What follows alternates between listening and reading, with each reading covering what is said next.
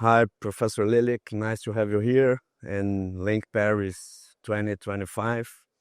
My pleasure. Fausto Ferraz from Brazil. So we have a no. soccer issue. No, forget about the soccer. Today. Okay, let's talk later. Yeah, no problem. And regarding your beautiful and impressive innovation, how did you receive the offer to do such kind of different procedure in our field? Well, as you know, we were very interested to bring new things to the field in Argentina since the 90s. I start, that way, that pathway for me is that highway is I start with the transvascular, thinking in transvascular with the venous approach. I remember we did with Adel Malek the transvenous approach for the treatment of the hydrocephalus. So I know I can access to the brain using the veins, and when the father of the idea, Luis Savastano, came to me and asking about his idea, how can we improve that, immediately I got my attention. I think MMI is something that is very close to us. We have been working on that for many years, and it's very appealing, the idea to go through using just electrocoagulation, going rupture the artery and go straight to the brain. So I in my mind, this is the way to access the subdural space, but also there is a very good way to access to the brain. And did you promptly believe it would work? Well, yeah, of course. They invite me to go to. We went with our team to UCSF. We did very nice training in cadavers and in models with Luis Savastano there, and we present all the papers to our regulatory body in Argentina and MAT, and they approved in May 2023. So I think Luis convinced me. I convinced the rest of the people. So yeah, it's very appealing. The idea is very attractive. It's something new, and I am sure will be for a long time in our field. And for such a case where the patient has previous craniotomy and the meningeal artery is thinner than the capacity of the microcatheter, is there any option for those cases?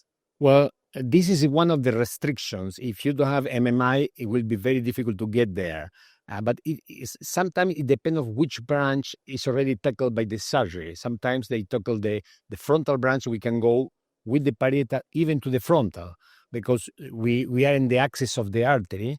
But as you said, this is very interesting. Your concept is right. I mean, there is a problem. There is an issue with the caliber of MMI. We need at least to fit the 27, the commercially available any 27 inside. We start using any 27, and now the company has developed the second generation. It's an own microcatheter that is separate, as is blocking the flow at the level of MMI during the procedure. So we have trapped the MMI. I did first the distal embolization with particles, with onyx or whatever, and after you block the proximal, so you trap the artery, so there is no risk for hemorrhage.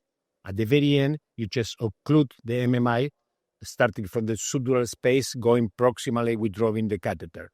So that was the first generation, the commercially available catheters, and now there is a second generation which is coming, also with some very interesting advantage. It's always improving. Yeah, it's like a good wine, It's a good wine.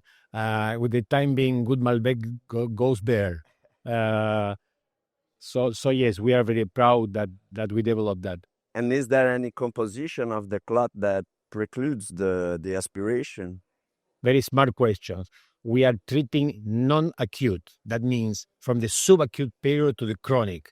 Sometimes, yes, we did some acute because sometimes they rebleed.